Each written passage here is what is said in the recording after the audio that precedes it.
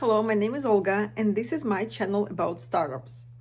I am a founder myself, so everything you hear I'm talking from my experience. It's not just, theory or lectures. Today, I want to talk about the difference between having shares in a startup and being a part of the board of directors. It's a completely different thing, and I want to make sure you founders understand that you don't have to give the place in the board of directors to everyone who has shares of your company, to your co-founders, for example. So board of directors is an organ of the company that makes decisions. If you have people in the board of directors, these people should agree on every important decision that is made by a startup or by a company. If there are three people should get together, sign the paper, make a decision, vote, and agree. If you have 10 people have together.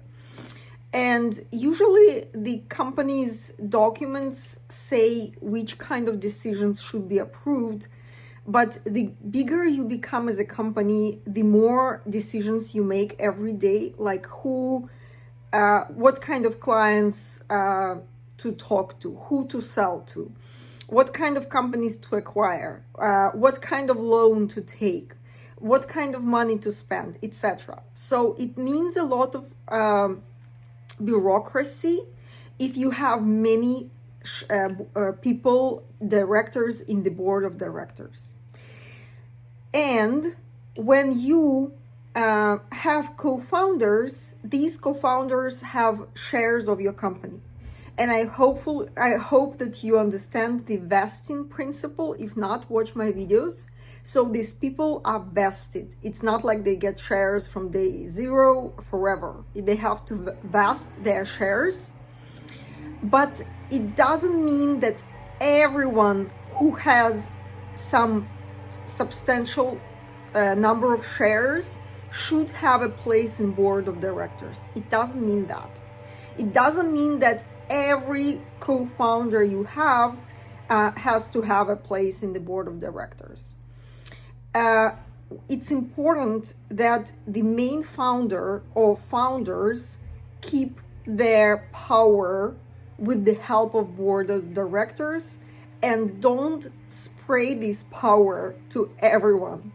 There could be two main founders that created the idea, or maybe just one, and she is the CEO of the company, and she has a place in the board of directors. It doesn't mean that people that join later have to have this place as well. Remember that the board of directors equals to power. So you don't want to really spray or spread the power to many people. You want to keep it. Also, if a venture fund invests in you, especially during a priced round like round A, this venture fund wants a place in the board of directors because it wants to also possess some power, and it wants to make sure this power equals to the power of founders. So if you have 10 founders and all of them have a place in the board of directors, it's a red flag for this fund, because it means this fund needs 10 places or maybe 9 places, and it's a lot. So the fund will also be checking how many people have power, and the less people have it, the better. Usually it's the CEO and maybe another co-founder, but that's it. So keep it very small, your board of directors, because the more you grow as a company, the more money you attract, the more venture funds come. They all want space in your board of directors. And of course, you want to keep a balance. Of course, you want to have the balance of power, but you don't want to have 10 people from your founders group to make every decision. And a fund also doesn't want it to, ask 10 people every time we need to make some important decision. So be very lean, be very accurate with the board of directors, because this is your power over your company. Even at some point when you have less than 50% of the company, if you attract investors, you still have this vote, this voice that will protect you. So think about that. Please give me some likes and shares.